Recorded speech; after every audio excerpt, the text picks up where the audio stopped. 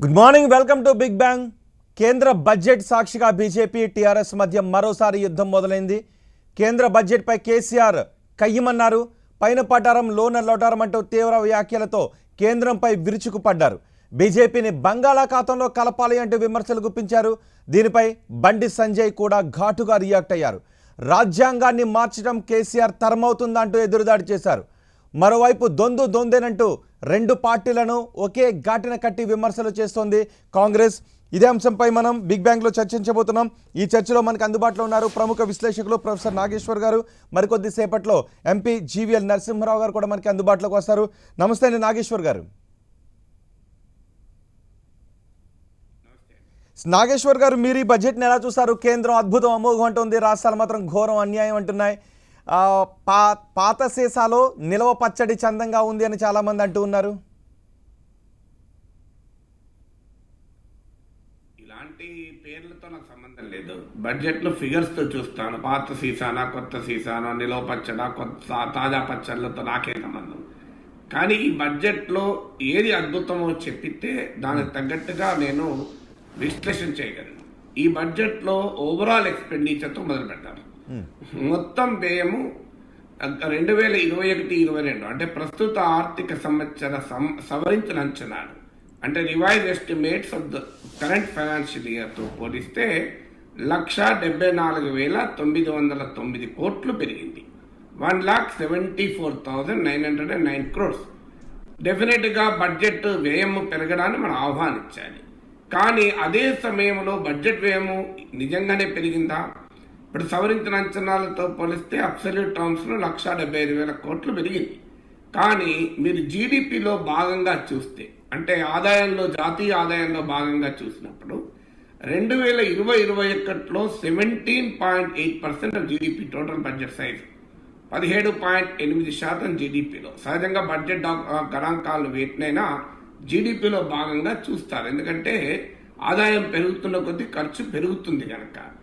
So ఇప్పుడు అదే ఈ 22-23 బడ్జెట్లో ఆదాయంలో భాగంగా బడ్జెట్ సైజ్ చూస్తే 15.3%కు పడిపోయింది.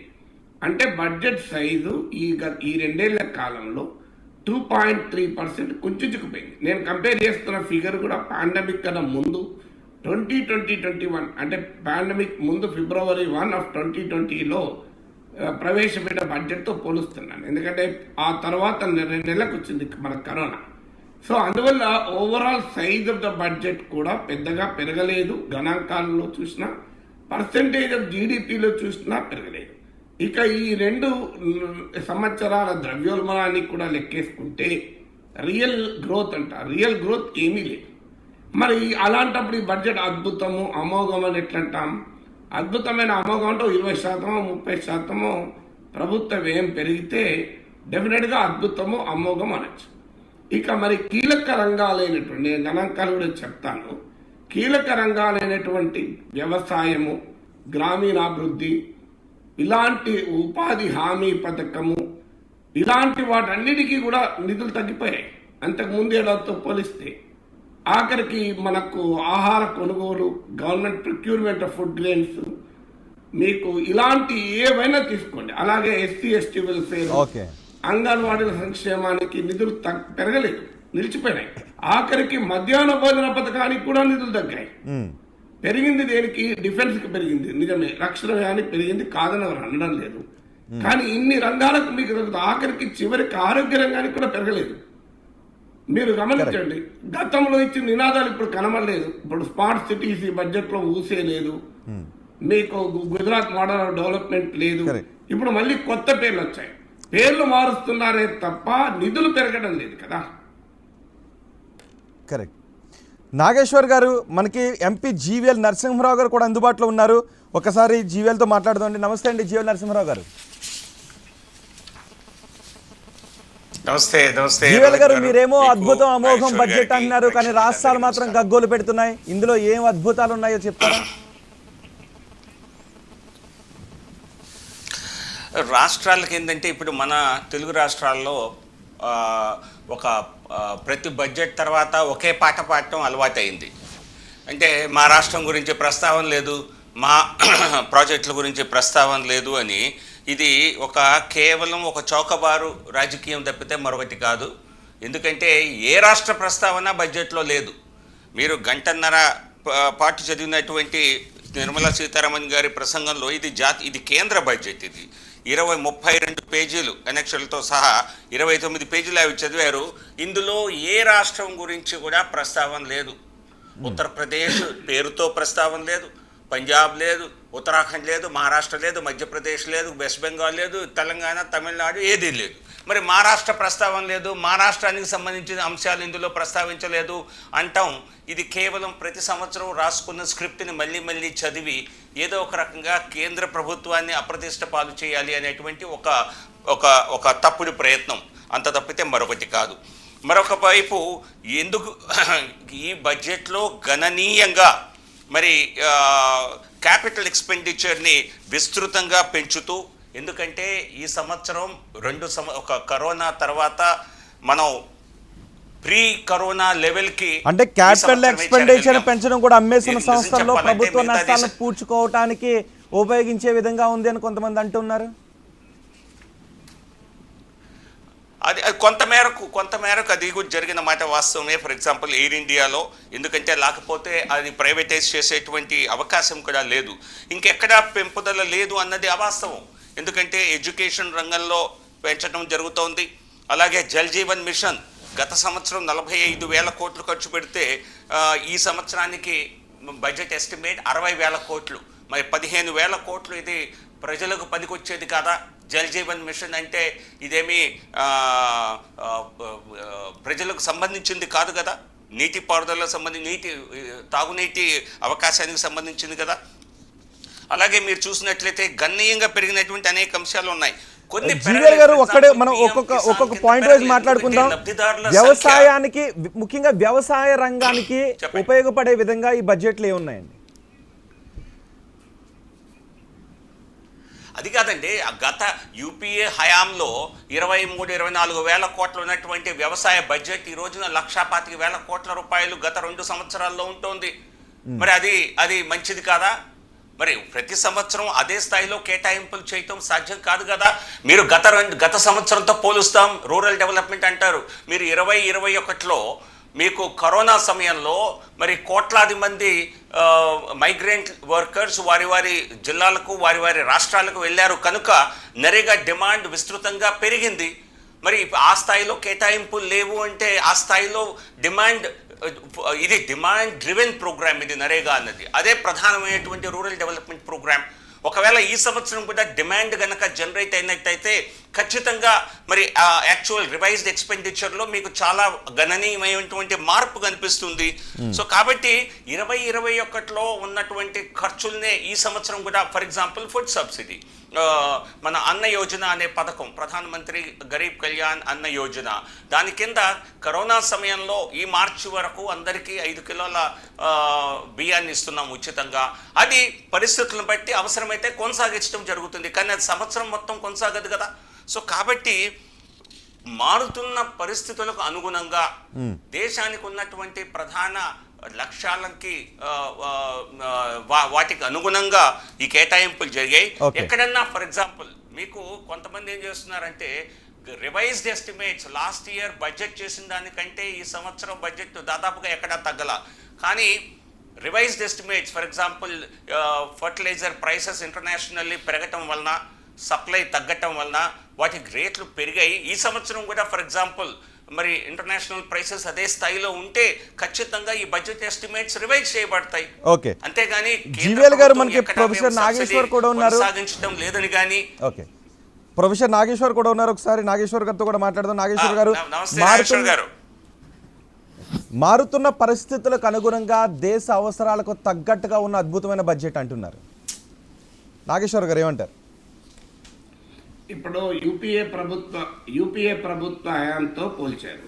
యూపీఏ ప్రభుత్వం పోయి నరేంద్ర మోడీ అధికారంలోకి వచ్చిన మొదటి సంవత్సరం 2014-15లో పెట్రోల్, డీజిల్ పైన భారత ప్రజలు చెల్లించిన పన్నులు కేంద్రానికి 99,000 కోట్లు. మరి ఇది ఈ సంవత్సరం 4 లక్షల కోట్లు. 2016లోనే 2,40,000 కోట్లు పెరిగింది.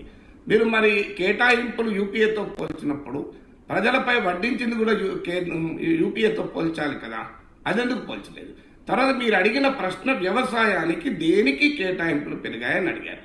జీవీఎల్ గారు తప్పేం లేదు, ఎందుకంటే పెరగలేదు కనుక ఆయన చెప్పలేకపోతున్నారు. మీకు ఉపాధి హామీ పథకం 2021-22 బడ్జెట్ అంటే ప్రస్తుత ఆర్థిక సంవత్సర సవరించిన అంచనాల్లో ఉపాధి హామీ పథకానికి 98,000 కోట్లు కేటాయించారు. ఈ బడ్జెట్లో దాన్ని 73,000 కోట్లు తగ్గించారు. అంటే 25% కోత, మామూలు కోత కాదు. అయితే జీవీఎల్ గారు ఏమంటున్నారు, దీన్ని సవరించిన అంచనాలతో పోల్చకూడదు అంటున్నారు. నేను ఆ పని కూడా చేసి చెప్తాను. 2020-21 బడ్జెట్తో పోలుస్తున్నాను, అంటే ప్రీ పాండమిక్ బడ్జెట్. ఎందుకంటే 21 బడ్జెట్తో పోలిస్తే మీరు పాండమిక్ బడ్జెట్ కదా అంటారు. 2020-21 బడ్జెట్లో కూడా 78,000 ఉపాధి హామీ పథకానికి. అంటే పాండమిక్ కరోనాకు ముందు బడ్జెట్లో 78,000, ఇవాళ 73,000 కోట్లు కేటాయించారు. 2 ఏళ్ల తర్వాత ధరలు ఎంత పెరుగుంటాయి? మరి ఆ లెక్కలు చూసుకుని 5,000 కోట్లు కోత ఉంది కదా ఉపాధి హామీ పథకానికి. ఇక వ్యవసాయ రంగానికి బడ్జెట్ కేటాయింపులు లాస్ట్ ఇయర్ 4.26%, ఈసారి 3.84% పడిపోయింది. వ్యవసాయానికి తగ్గిన గ్రామీణాభివృద్ధికి 2020 ప్రస్తుత ఆర్థిక సంవత్సర సవరించిన అంచనాలో 2,07,000 కోట్లు, ఈ బడ్జెట్లో 2,06,000 కోట్లు. ఆఖరికి ఎఫ్సిఐ కొనుగోలు చేసేటువంటి ధాన్యం కొనుగోలుకు పెట్టేటువంటి ఖర్చు, పబ్లిక్ ప్రొక్యూర్మెంట్, దానికి కూడా కోతలు చేశారు. ఆర్థిక మంత్రి బడ్జెట్లో చాలా ఆసక్తికరంగా చెప్పారు, 2,37,000 కోట్లు మేము గోధుమ వరి కొనడానికి ఖర్చు పెడుతున్నామని. నిజమే, కానీ ఇది ఎంత ఎక్కువనా తక్కువనా చూస్తే లాస్ట్ ఇయర్ 2,48,000 కోట్లు ఖర్చు పెట్టారు. ఈ ఇయర్ 2,37,000 కోట్లు తగ్గించారు. ఇది చెప్పకుండా కేవలం 2,37,000 కోట్లే అన్నారు. ఈవెన్ బెనిఫిషరీ ఎంఎస్పీ ద్వారా లబ్ధి పొందే రైతుల సంఖ్య లాస్ట్ ఇయర్ 1,93,000 ఉంటే ఇప్పుడు అది 1,60,00,000 పడిపోయింది. అంటే మీరు వ్యవసాయము, గ్రామీణాభివృద్ధి, పబ్లిక్ ప్రొక్యూర్మెంట్, ఎంఎస్పీ ఆపరేషన్స్, ఎరువుల పైన సబ్సిడీ 1,40,000 కోట్ల నుంచి 1,05,000 కోట్లకు పడిపోయింది. ఫుడ్ సబ్సిడీ 2,86,000 కోట్ల నుంచి 2,06 కోట్లకు పడిపోయింది. మీరు అన్ని ఇప్పుడు నేను చెప్తా ఫ్యూయల్ సబ్సిడీ మొత్తానికి అన్ని కోతలతో కూడిన బడ్జెట్ ఇది అని అంటున్నారు జీవీఎల్ గారు. అని మీరు ఇప్పుడు నాకు చెప్పండి, ఆఖరికి కరోనా సమయంలో ఆరోగ్య రంగానికి కూడా కేటాయింపులు, మధ్యాహ్న భోజన పథకానికి 1,267 కోట్లు తగ్గినాయి. చూడండి, పెరిగినవి నాగేశ్వర్ గారు, పెరిగినవి మనకు మీకు కనపడటం లేదా నాగేశ్వర్ గారు? వాటిని రక్షణ రంగానికి పెరిగింది కాదని నేను అనలేదు కదా. ఇప్పుడు కిసాన్ చూడండి, 12.5 కోట్ల మంది లబ్ధిదారులకు 6,000 అంటే 75,000 కోట్లు కావాలి, కేటాయించింది 68,000 కోట్లు. ఈ స్కీమ్ 14 కోట్ల లబ్ధిదారులు అన్నారు, తర్వాత 12.5 కోట్లు తగ్గించారు. మీరు 68,000 కోట్లు కేటాయించారు కదా. మనం వివరణ తీసుకుందాం. జీవీఎల్ గారు,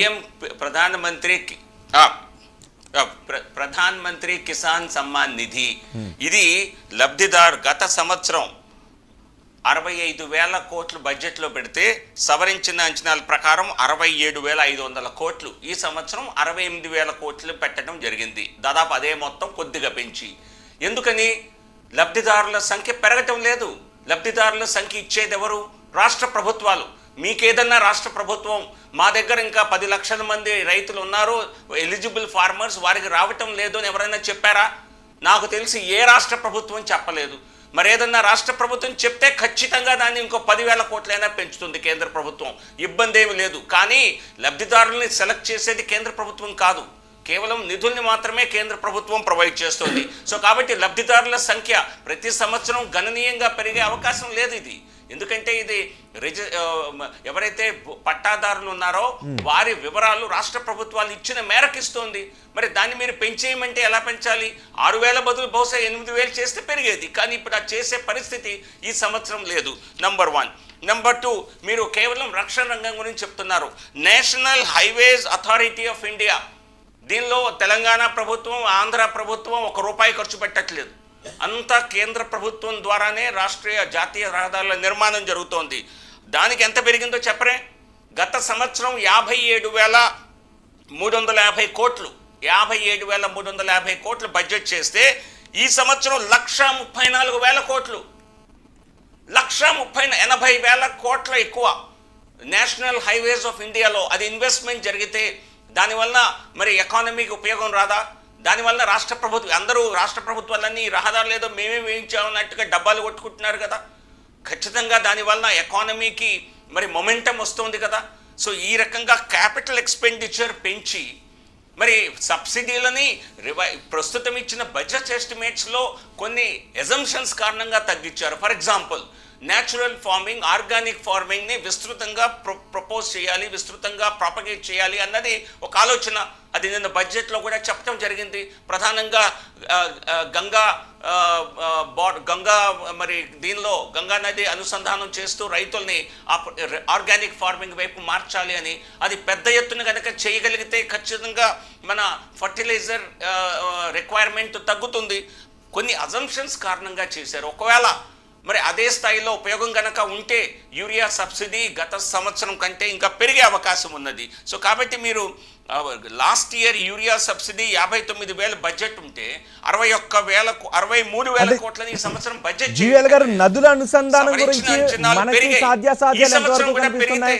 నదుల అనుసంధానం గురించి రాష్ట్రాల అభ్యంతరాలు కూడా వ్యక్తమయ్యే పరిస్థితులు కనిపిస్తున్న నేపథ్యంలో అసలు ఈ బడ్జెట్ ద్వారా రోహిత్ ఇక్కడ ఒక చిన్న రోహిత్ నాగేశ్వర్ గారు, నదుల అనుసంధానం అన్నది రోహిత్ గారు, ఇది కేంద్ర ప్రభుత్వం స్పష్టంగా చెప్పింది. రాష్ట్ర ప్రభుత్వాలతో రాష్ట్ర ప్రభుత్వాలు ఏదైతే సంబంధిత రాష్ట్ర ప్రభుత్వాల వాళ్ళ సమ్మతితోనే కన్సెన్సస్ వారి మధ్య వచ్చినప్పుడే ఈ చేయటం జరుగుతుందని చెప్పింది. స్పష్టంగా చదివి వినిపిస్తా. Once a consensus is reached among the beneficiary states, the center will provide support for implementation. అంటే నదుల అనుసంధానం ఒక జోక్ అని గులాబీ దళపతి కూడా అంటున్నారు. ఒక్కసారి మీరు దానిపైన విశ్లేషణ కూడా తీసుకుందాం. ఎస్ నాగేశ్వర్ గారు. నేను అడుగుతున్న ప్రశ్న ఇప్పుడు జీవేల్ గారు నన్ను ప్రశ్న అడిగారు, పెరిగిన అంచనాలు మీరు చెప్పడం లేదని. ఇప్పుడు పెరిగిన అంచనాలు పెరిగిన అంచనాలు రెండే నేను చెప్తే డిబేట్ నేను ఒక్కనే ఉండాలి సార్. జీవేల్ లాంటి మిత్రులు ఉండకూడదు. ఇక్కడ జీవేల్ గారు చెప్పడానికి నేను ఇవ్వాలి కదా ఏదో కొంత కంటెంట్. ఇప్పుడు తగ్గిన ఎలాగో ఆయన చెప్పలేరు, ఆయన చెప్పడం బాగుండదు కూడా. అందుకొరకు పెరిగిన ఆయన చెప్పాలి కదా అని జీవేల్ గారి మీద అపారమైన గౌరవంతో వదిలేశాను. కానీ అవేమి చెప్పకూడదు నా ఉద్దేశం ఎట్టి పరిస్థితుల్లో లేదు. సో అందువల్ల 39 లక్షల కోట్లు ఖర్చు పెట్టినప్పుడు ఎంతో కొంత ఏదో ఒక రంగానికి ఉండకుండా ఉండవు. ఒక దానికి తగ్గినప్పుడు ఇంకో దానికి పెరుగుతాయి. అయితే నా బాధ ఏంటంటే ఇలా మధ్యాహ్న భోజన పథకానికి 1,267 కోట్లు మీరు తగ్గించారు. కానీ నూతన విద్యా విధానంలో ఏమన్నారు, అల్పాహారం కూడా ఇస్తామన్నారు. మరి పిల్లల సంఖ్య దేశంలో తగ్గిందా? లేదు. మాకు పిల్లలకు మధ్యాహ్నం అన్నం పెట్టడం కన్నా రోడేయడమే, గట్టి రోడేయడమే మంచిది అని మీ అభిప్రాయం అయితే నాకు అభ్యంతరమే లేదు, అది మీ ఇష్టం. సో రైతులను ఆదుకోవడం కన్నా మాకు హైవేకు కొద్దిగా మళ్ళింత కంకరేయడమే మా ప్రాధాన్యత అనండి, నాకు అభ్యంతరం లేదు. ఇప్పుడు అంగన్వాడీలను 2 లక్షల ఒక ఆధునిక అంగన్వాడీలను నిర్మిస్తామన్నారు. మీరే చెప్పారు కదా బడ్జెట్లో. మరి అంగన్వాడీలకు కేటాయింపులు 20,000 కోట్ల దగ్గరే ఉన్నది. ఇప్పుడు షెడ్యూల్డ్ కులాలు 35-40 కోట్ల మంది భారత ప్రజలు ఉంటారు. వారికి కేటాయింపులు పెరగలేదు కదా. అవి టోటల్గా 12,000 కోట్లే కదా. 40 కోట్ల మంది షెడ్యూల్డ్ కులాల సంక్షేమానికి మీరు 12,000 కోట్లే కేటాయించి మేము జాతీయ రహదారులపైన ఎస్సీలు నడవరా, జాతీయ రహదారులపైన ఎస్సీలు కూడా నడుస్తారు కనుక అది కూడా ఎస్సీల అభివృద్ధి కిందికే వస్తుంది అనే ఆర్గ్యుమెంట్ కనుక చేయగలిగితే, గతంలో ఎస్సీ సప్లాన్ పైన ఇలాంటి ఆర్గ్యుమెంట్లు వచ్చాయి, ఈ ప్రభుత్వం చేసిందని అనడం లేదు. సో అందువల్ల దాన్ని నేను చెప్పగలిగేది ఏంటి, ఆ పాయింట్ ఒక్కొక్క పాయింట్ దగ్గర వివరణ తీసుకుందాం. నాగేశ్వర్ గారు, మీరు అడిగిన ఈ పాయింట్ దగ్గర అభివృద్ధి, వ్యవసాయము, రైతులకు కొనుగోలు, వీటికన్నా ముఖ్యమైన మాకు అవి అనుకుంటే నాకే అభ్యంతరం లేదు, అది మీ ఇష్టం. నాగేశ్వర్ గారు, ఒక్కొక్క పాయింట్ దగ్గర వివరణ తీసుకుందాం. మీరు అడిగిన ఈ పాయింట్ పైన వివరణ తీసుకుందాం. జీవేల్ గారు, అన్ని మిక్సప్ గా కాకుండా ఒక్కొక్క పాయింట్ వివరణ తీసుకుందాం. మీరు ఎందులో కేటాయింపులు ఎడ్యుకేషన్ ఒక్కొక్కటి. నేషనల్ ఎడ్యుకేషన్ మిషన్ 34,000 కోట్లు గత సంవత్సరం బడ్జెట్ ఉంటే సవరించిన అంచనాల 30,000 కోట్లకే పరిమితం అయ్యింది. ఎందుకయింది? ఎందుకంటే బహుశా స్కూల్ వ్యవస్థ కరోనా కారణంగా అనేక నెలల పాటు స్కూల్ మూతపట్టడం వలన అనేక పెట్టవలసిన ఖర్చులు జరగలేదు. సో కానీ అయినప్పటికీ కూడా నేషనల్ ఎడ్యుకేషన్ మిషన్ కింద 34,000 కోట్ల నుంచి పెంచి 39,553 కోట్లు, అంటే దాదాపు 5,000 కోట్లని పెంచడం జరిగింది నేషనల్ ఎడ్యుకేషన్ మిషన్ కింద. నేషనల్ హెల్త్ మిషన్ కింద దాదాపుగా 37,000 కోట్లు బడ్జెట్ చేస్తే గత సంవత్సరం సవరించిన అంచనాలు 34,900 కోట్లు, దాన్ని పెంచి మళ్ళీ 37,800 కోట్లు చేయటం జరిగింది. సో ఈ వీటిలో ఎక్కడా కూడా అయిన ఖర్చుల కంటే లేదా చేసిన బడ్జెట్ కంటే ఎక్కడా కూడా తగ్గింపులు లేవు. ఒక నిమిషం జీవీఎల్ గారు, తగ్గించాలన్న ఒక నిమిషం జీవీఎల్ గారు, నాగేశ్వర్ గారు మీరు అడిగిన ప్రశ్నకి ఇదేనా సమాధానం? మీరు అడిగిన ప్రశ్నకు సమాధానం వచ్చిందా? ఇప్పుడు కరెక్టే జీవీఎల్ గారు చెప్తున్నారు కదా, ఆరోగ్య రంగానికి మేము 1% పెంచాము అని చెప్తున్నారు. ఇప్పుడు దేశంలో కోట్లాది మంది ప్రజలు కరోనాతో బాధపడితే ప్రభుత్వ ఆరోగ్య సదుపాయాలే కాపాడాయి. ఈ దేశంలో ఆరోగ్య వ్యవస్థ బలోపేతం చేయాల్సిన అవసరం ఉండగా మేము లాస్ట్ ఇయర్ ఖర్చు పెట్టలేదు కనుక ఈ ఇయర్ ఖర్చు పెట్టాం, లాస్ట్ ఇయర్ ఎండబెట్టాం కనుక ఈ ఇయర్ కూడా ఎండబెడతామంటే ఎట్లా? అని ఇప్పటికైనా మీరు ఆరోగ్య రంగాన్ని పైన కేంద్రీకరించాల్సిన సమయం ఆసన్నమైంది కదా. ఎవరైనా ఇప్పుడు కామన్ సెన్స్తో మీరు ఎవరిని అడగండి, ప్రభుత్వ ఫస్ట్ ఫోకస్ దేనిపైన ఉండాలి? హెల్త్ పైన ఉండాలి కదా. మీరు హెల్త్కు లాస్ట్ ఇయర్ ఎంత ఖర్చు పెట్టామో అంతే పెట్టాం. లాస్ట్ ఇయర్ మీరు లాస్ట్ ఇయరే పెట్టాల్సిందే, అన్ఫార్చునేట్లీ లాస్ట్ ఇయర్ కూడా పెట్టలేదు, కానీ ఈ ఇయర్ కూడా మళ్ళీ పెట్టాం దాని ప్రాతిపదికగా అంటున్నారు. అది ఎట్లా కరెక్ట్? లాస్ట్ ఇయర్ 100 ఓట్లతో గెలుస్తుంటే మళ్ళీ ఇప్పుడు కూడా 100 ఓట్లతో గెలుస్తామని ఎవరైనా ప్లాన్ చేసుకుంటారా? అదే ఇంకెక్కువ ఓట్లతో గెలవాలని కోరుకుంటారు కదా.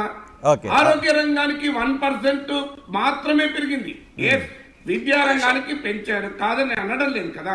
ఎందుకంటే ఈ ఇయర్ చాలా ఘోరంగా అసలు స్కూల్లో నడవనప్పుడు విద్యా వ్యవస్థ ఎక్కడ ఉంటుంది? సో అందువల్ల ఈ నెక్స్ట్ ఇయర్ ఆటోమేటిక్గా పెరగాల్సి వస్తుంది. సో నేను అడుగుతున్నా ఏంటి, అంగన్వాడీలు పెంచారా? మీరు చెప్పండి. 2 లక్షల కొత్త ఆధునిక అంగన్వాడీలు నిర్మిస్తామన్నారు. అంగన్వాడీల బడ్జెట్ 20,000 కోట్లే ఉంది కదా. మీకు ఇంకోటి, ఇప్పుడు నేను కేంద్ర ప్రభుత్వ మంత్రిత్వ శాఖ వెబ్సైట్ల నుంచి తీసుకొని చెప్తున్నాను. 2015-2021 మధ్య కాలంలో ఈ అంగన్వాడీల ధర సప్లిమెంటరీ న్యూట్రిషన్ పౌష్టికాహారం పొందుతున్న వారి సంఖ్య 19% తగ్గింది. ఈ సమయంలో పిల్లల సంఖ్య 7.6% పెరిగింది. అంటే పిల్లల పౌష్టికాహారానికి కూడా మేము ఖర్చు పెట్టాము, తగ్గిస్తామంటే మధ్యాహ్న భోజన పథకానికి 1,267 కోట్లు తగ్గింది. ఇది ఉదాహరణ కదా.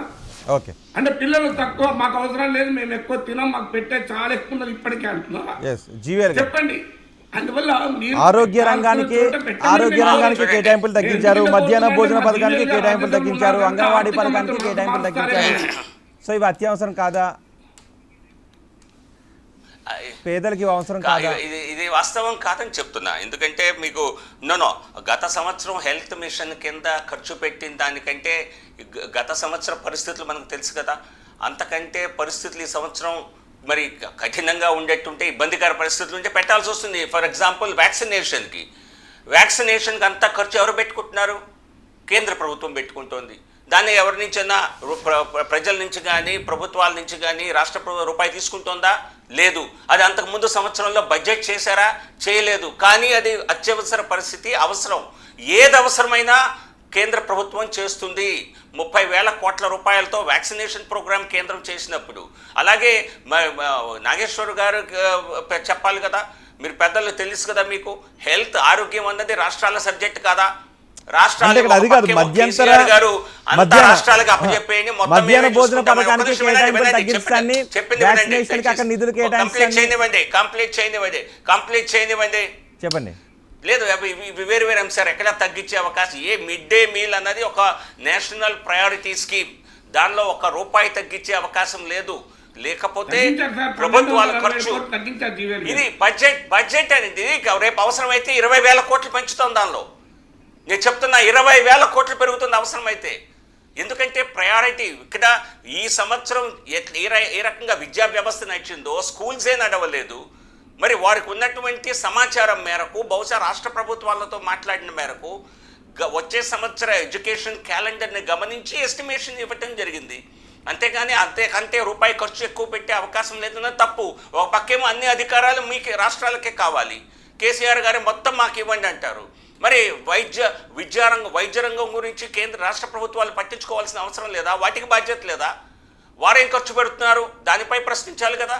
అలాగే మరి వ్యవసాయ రంగం అన్నది కూడా రాష్ట్రాలకు సంబంధించిన సబ్జెక్ట్ కదా. అంతా కేంద్రమే చేయాలి. మేము మాత్రం కేవలం దుమ్మెత్తి పోస్తాం రాష్ట్ర ప్రభుత్వాలు, రాష్ట్ర పార్టీలు. ఇది మన రాష్ట్రంలో జరుగుతున్నటువంటి తంతు. తెలుగు రాష్ట్రాల్లో వ్యవసాయ రంగాన్ని మీరేం చేశారు, వైద్య రంగాన్ని మీరేం చేశారు, నాగేశ్వర గారు ప్రాథమిక అధికారాలు, మీ ప్రాథమిక బాధ్యతలు, బడ్జెట్ లో ప్రభుత్వాల ప్రాథమిక బాధ్యతలు. అవసరమైన సందర్భాల్లో బడ్జెట్ కేటాయింపులతో సంబంధం లేకుండా ప్రభుత్వం అన్ని వర్గాలకు కావలసిన సంక్షేమాన్ని కానీ అభివృద్ధిని కానీ చూసుకుంటున్నప్పుడు ఎందుకు ఈ విధంగా ఆలోచించాలన్న ఉద్దేశంలో మాట్లాడుతున్నారు? ఇప్పుడు బడ్జెట్ కేటాయింపులు కాకుండా నా ఇష్టమైనటువంటి కేటాయిస్తాను జీవీఎల్ గారు అనలేదు. అది మీ ఇంటర్ప్రిటేషన్. అనరు కూడా పార్లమెంట్ సభ్యుడు. మరి బడ్జెట్ లో లేకుండానే వ్యాక్సినేషన్ కూడా అన్నాం కదా. వ్యవసాయము, ఆరోగ్యము. ఓకే, వినండి, నా మాట చెప్తున్నాను. బడ్జెట్ లో 35,000 కోట్లు వ్యాక్సిన్ కేటాయించారు, అదే ఖర్చు పెట్టారు. నా పాయింట్ వినండి మీరు. వ్యవసాయము, ఆరోగ్యము రెండు కూడా రాష్ట్రాల జాబితా. మరి మీరు వ్యవసాయ చట్టాలు ఎందుకు తెచ్చారు? రాష్ట్రాల జాబితాలో ఉన్న దానిపైన మీరు చట్టాలు ఎందుకు పట్టుకొచ్చారు? దానికి ఆన్సర్ చెప్పాలి. ఒకటి. రెండవది ఏంటంటే, ఇప్పుడు ఆరోగ్య రంగము వ్యాక్సిన్ల గురించి నాగేశ్వర్ గారికి తెలియదా అన్న నాకు తెలుసు. కానీ బీజేపీ మంత్రులు ఏం చెప్పారంటే, వ్యాక్సిన్ల కొరకు బడ్జెట్తో సంబంధం లేదు, మేము పెట్రోల్ డీజిల్ ధరలు పెంచిందే ఉచితంగా వ్యాక్సిన్లు ఇవ్వడానికి అన్నారు. అందువల్ల ఆల్రెడీ పెట్రోల్ డీజిల్ ధరలు పెరిగిన దాన్ని మీరు ఆల్రెడీ వ్యాక్సిన్లో లెక్క కట్టారు కనుక ఇక నేను మళ్ళీ వ్యాక్సిన్లు మీరు ఉచితంగా ఇచ్చారన్న పదాన్ని వాడలేదు. ఎందుకంటే దానికి ఆల్రెడీ మేము పెట్రోల్ పైన, డీజిల్ పైన ఎక్కువ కట్టాం కదా. వ్యాక్సిన్ ఎక్కడ ఉచితంగా వచ్చినట్టు మాకు అది మీ మంత్రులే చెప్పారు కదా, బీజేపీ మంత్రులు చెప్పింది, నేను చెప్పడం కాదు. ఇకపోతే ఆరోగ్య రంగానికి అవసరం లేదని ఎలా చెప్పగలుగుతారు? ఇప్పుడు ఉదాహరణకు మీరు మనకు చిన్న ఇల్లుంది, దానికి లాస్ట్ ఇయర్ సున్నమేశాం, కానీ ఈసారి వర్షాకాలానికి ఇల్లు సగం కూలిపోయింది. నెక్స్ట్ ఇయర్ మన బడ్జెట్లో ఏం చేస్తాం? ఆ ఇల్లు మరమ్మతులకు, కొత్తిల్లు కట్టుకోవడానికి కేటాయించుకుంటాం. లేదు నేను లాస్ట్ ఇయర్ సున్నానికే ఖర్చు పెట్టాను, ఇప్పుడు కూడా సున్నమే వేస్తా అంటే అది కరెక్టా? కరోనా నేపథ్యంలో మీరు ఆక్సిజన్ ప్లాంట్లు అవసరం ఉండకపోవచ్చు, వ్యాక్సిన్ అవసరం ఉండకపోవచ్చు, ఆసుపత్రులు అవసరమైతుంది కదా. ఇక మీరన్నా రాష్ట్రాల జాబితా, ఆరోగ్యం రాష్ట్రాల జాబితా, ఎపిడమిక్ అండ్ పాండమిక్ కంట్రోల్ రాష్ట్రాల జాబితా కాదు, అది కేంద్ర ఉమ్మడి జాబితా. అది control of epidemics and pandemics are కేంద్ర ఉమ్మడి జాబితా. అందుకరికే కదా కేంద్ర హోంమంత్రిత్వ శాఖ ఎప్పటికప్పుడు ఆదేశాలు ఎందుకు ఇస్తోంది?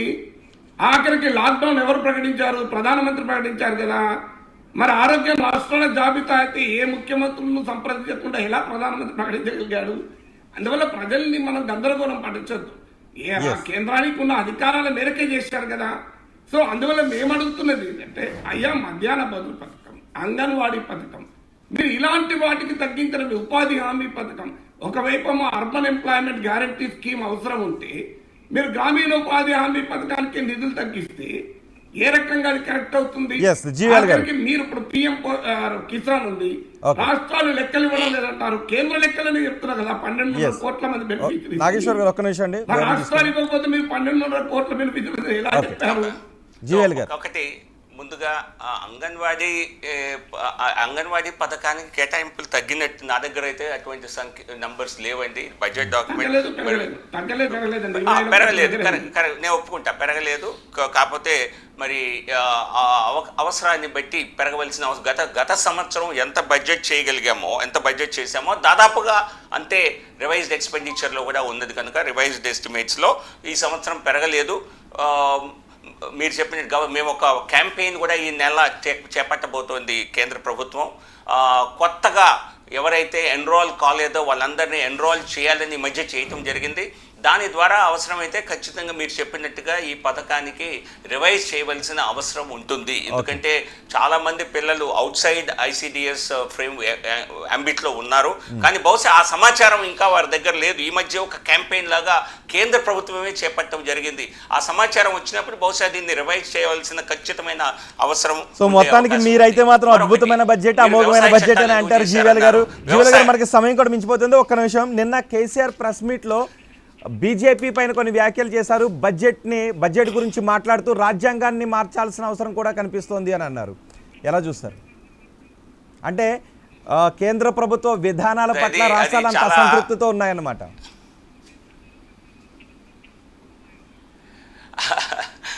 దానికంటే కూడా గంటన్నరలో మరి నిర్మలా సీతారామన్ గారు తన ప్రసంగాన్ని ముగిస్తే కేసీఆర్ గారు 2.5 గంటల పాటు సుదీర్ఘ మరి ఆయన గులాబీ ఘోష వినిపించారు.